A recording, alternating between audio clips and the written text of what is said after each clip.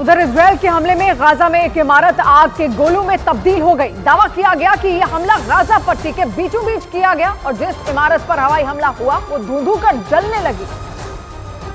और उस इलाके में हवाई हमले के बाद का जो वीडियो सामने आया उसमें एक इमारत आग की लपटों से घिरी नजर आई।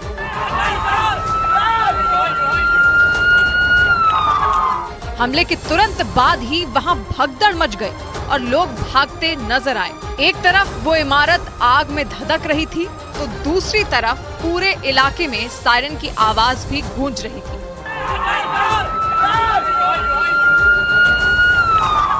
और जैसे जैसे इमारत में लगी आग भड़क रही थी वैसे वैसे वहां मौजूद लोगों में दहशत भी बढ़ती जा रही थी। इजरायल की सेना ने यह हमला रात के वक्त किया था।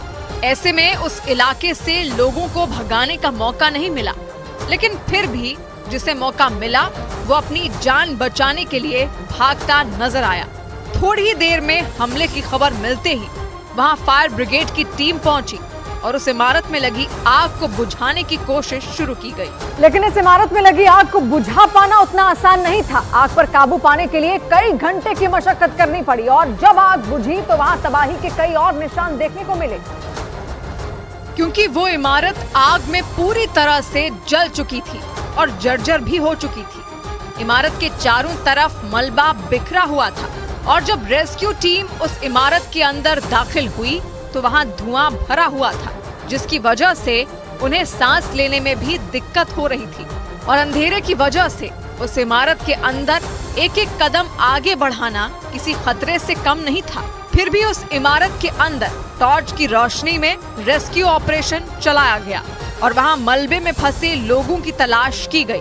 बिल्डिंग के अंदर घुसे लोगों ने एक एक कोना खंगाला तो इमारत के बाहर भी घायलों को अस्पताल पहुंचाने के लिए एम्बुलेंस की व्यवस्था की गई थी।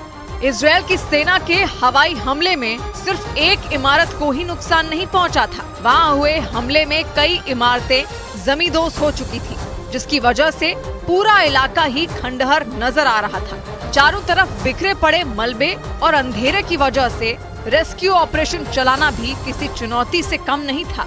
लेकिन इसके बावजूद रेस्क्यू टीम मलबे में फंसे लोगों को खोजने की जद्दोजहद करती दिखी। वहीं इस हमले के बाद फिलिस्तीन ने एक बार फिर इजरायल पर गंभीर आरोप लगाया और कहा कि इजरायल की सेना ने उस इमारत को जानबूझकर निशाना बनाया।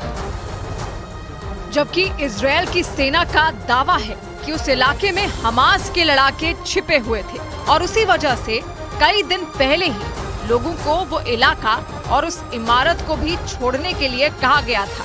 और जब टैंक उस इलाके के पास पहुंचे तो एक बार फिर से लोगों को अलर्ट किया गया, लेकिन बार बार कहने के बावजूद भी लोग उस इलाके से नहीं गए। ऐसे में वहां हमास के लड़ाकों के छिपे होने की आशंका और बढ़ गई, क्योंकि इजरायल का दावा है कि हमास के लड़ाके आबादी वाले इलाकों में छिपकर वहां रहने वाले लोगों को ढाल बना रहे हैं। और दावों के मुताबिक उसी वजह से इजरायल की सेना ने उस इलाके पर बम बरसाए और हर जगह तबाही मचा दी। दावों के मुताबिक हवाई हमले में कई लोग घायल हो गए, जिन्हें अस्पताल में भर्ती कराया गया।